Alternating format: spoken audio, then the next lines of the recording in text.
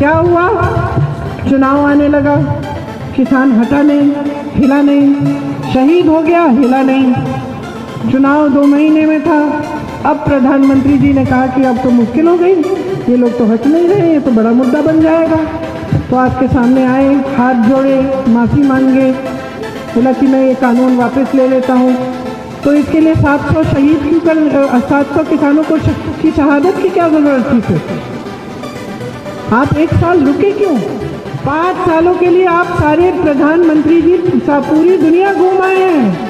America गए हैं, Canada गए हैं, इंग्लैंड गए हैं, पाकिस्तान में गए, अरे सब जगह चले गए। लेकिन जब किसान आंदोलन अपने घर के 10 किलोमीटर दूर कर रहा था तब वहाँ तक नहीं पहुँच पाए।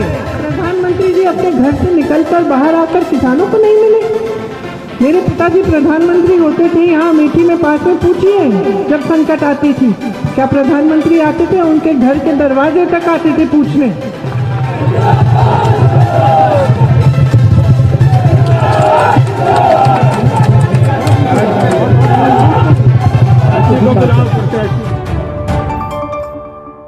चुनाव आ गए हैं। अब यहाँ उत्तर प्रदेश में जितने भी राजनीतिक दल हैं उनके सबके नेता, बड़े बड़े नेता भी दिल्ली से भी आ रहे हैं, दूर दूर से आ रहे हैं, आपके सामने प्रचार कर रहे हैं, है ना?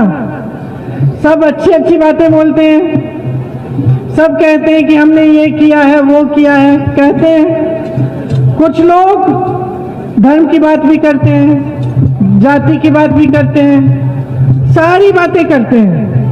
अब आपको आप कैसे पहचानोगे कि किसकी नियत क्या है?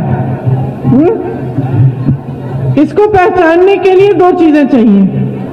आपको उनका रिकॉर्ड देखना पड़ेगा, अपने अनुभव देखने पड़ेंगे कि उनके राज्य में क्या हुआ, क्या नहीं हुआ। और आपको ये समझना पड़ेगा कि पिछले चुनाव में जब मंच पर आके आपके सामने घोषणाएं की तो क्या क्या कहा, और उनमें से जो चीजें उन्होंने कही उन्होंने पूरी की कि नहीं की। ऐसे ही आपको पता चलेगा कि इनकी बातों पे भरोसा किया जा सकता है कि नहीं, है ना? अब आपकी परिस्थितियां क्या है? बहनें बैठी हुई हैं, गैस का सिलेंडर कितने का मिल रहा है आजकल? और बढ़ गया है।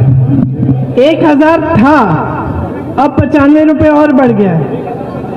हाँ, 11, अभी आप जाएंगे खरीदने के लिए तो 1100 रुपए का सिलेंडर होगा। कड़वा तेल कितने का है? आपकी दिहाड़ी कितनी है? दिहाड़ी 200 की है, कड़वा तेल की एक बोतल 240 की है। ठीक है, ये है महंगाई की परिस्थिति। आप जान रहे हो कि पेट्रोल डीजल का कितना अब तक को खर्चना पड़ता है, कितना महंगा हो गया है। सबसे बुरा असर किस पे होता है उसका? गरीबों पर और किसानों पर। जो डीजल के दाम इतने बढ़ गए हैं तो किसानों पर असर पड़ता है। किसानों की अनेक समस्याएं हैं, खाद का वितरण नहीं हो रहा है समय पे, फसल का दाम नहीं मिल रहा है, गेहूं का दाम नहीं मिलता, धान का दाम नहीं मिलता, पश्चिमी यूपी में गन्ना का दाम नहीं मिलता। सही बात है कि नहीं? तो प्रधानमंत्री जी कहते हैं कि उत्तर प्रदेश में मैंने हजारों लखपति बना दिए हैं। अब भैया मैं तो हर जगह जा रही हूँ, पिछले 3 सालों से हर जिले में तकरीबन पहुँच गई हूँ। मुझे तो ढूंढ कर कोई लखपति नहीं मिल रहा है, मुझे गरीब मिल रहे हैं। मुझे वो लोग मिल रहे हैं जो गरीब थे भी नहीं, जिनकी अच्छी अच्छी दुकानें चल रही थी, जो ठेले कुमचे चलाते थे, जिनके छोटे छोटे कारोबार थे और अब वो भी बंद हो गए हैं। मुझे किसान मिल रहे हैं जिनकी कमाई नहीं हो रही है, मुझे महिलाएं मिल रही हैं जिनसे कुछ खरीदा नहीं जा रहा है क्योंकि महंगाई इतनी बढ़ रही है। और प्रधानमंत्री जी कह रहे हैं, पूरी मीडिया कह रही है कि उत्तर प्रदेश में लाखों लखपति बन गए हैं। सच्चाई ये है कि उत्तर प्रदेश में सबसे ज्यादा नौजवान है पूरे देश में। ठीक है, उत्तर प्रदेश में सबसे ज्यादा नौजवान है। आपने अपनी मेहनत से अपने बच्चों को पढ़ाया लिखाया भी है।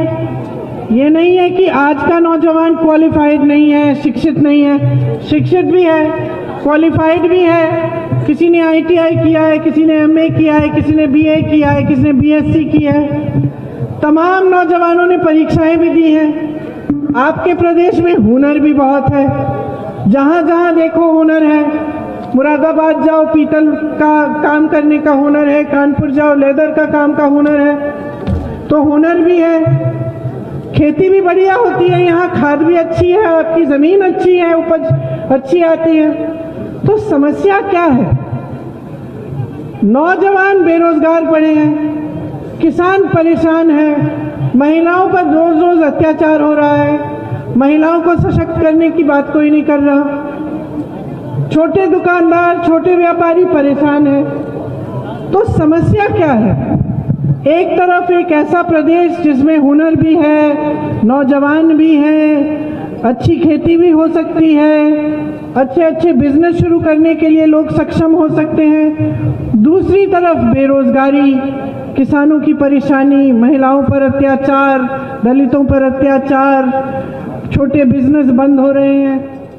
तो परिस्थितियां ऐसी कुछ अजीब सी बन गई हैं उत्तर प्रदेश में कि जितने भी राजनीतिक दल हैं उनके सारे नेता जानते हैं कि चुनाव के समय धर्म की बात हो, जाति की बात हो, उसी के आधार पर वोट मिल जाए, काम करने की कोई जरूरत नहीं होगी। सही है कि नहीं? समझ रहे हैं आप क्या हो रहा है? जो मेरे नौजवान भाई बहन यहाँ पे हैं, आपको रोजगार मिलना चाहिए कि नहीं?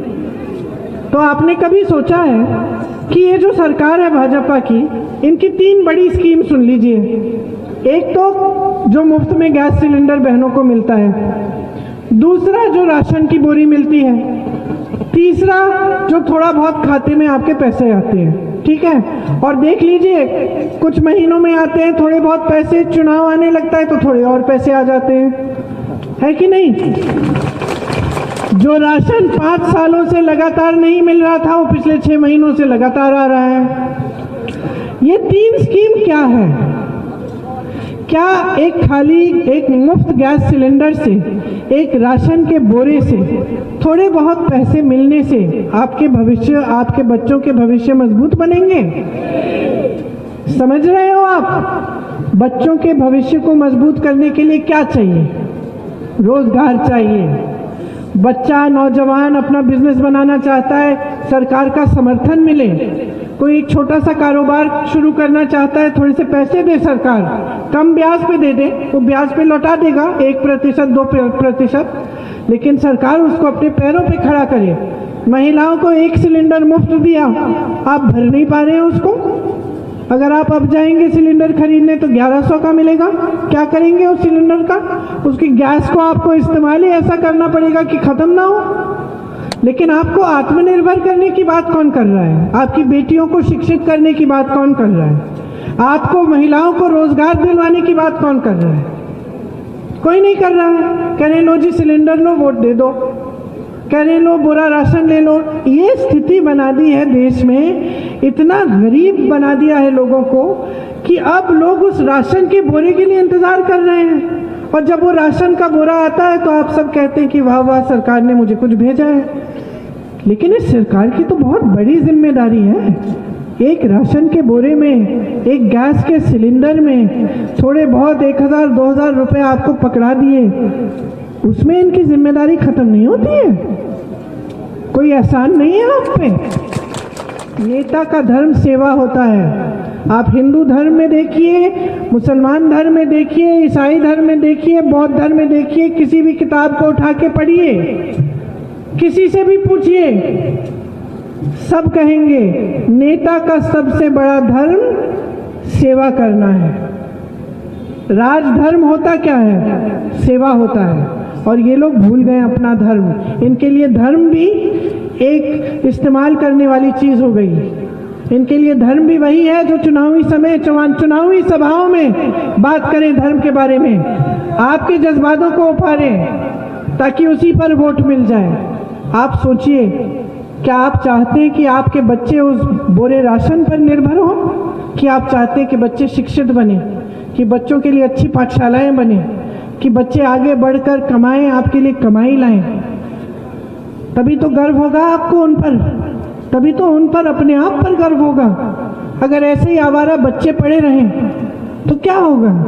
तो उनको इसी तरह से गुमराह करना बहुत आसान होगा। इसीलिए तो उनको आवारा रखा है, इसीलिए तो 5 सालों से सरकार में 12 लाख खाली पद है, उन्होंने भरे ही नहीं। क्या उनको 12 लाख बेरोजगार बच्चे नहीं मिले, नौजवान नहीं मिले पूरे प्रदेश में?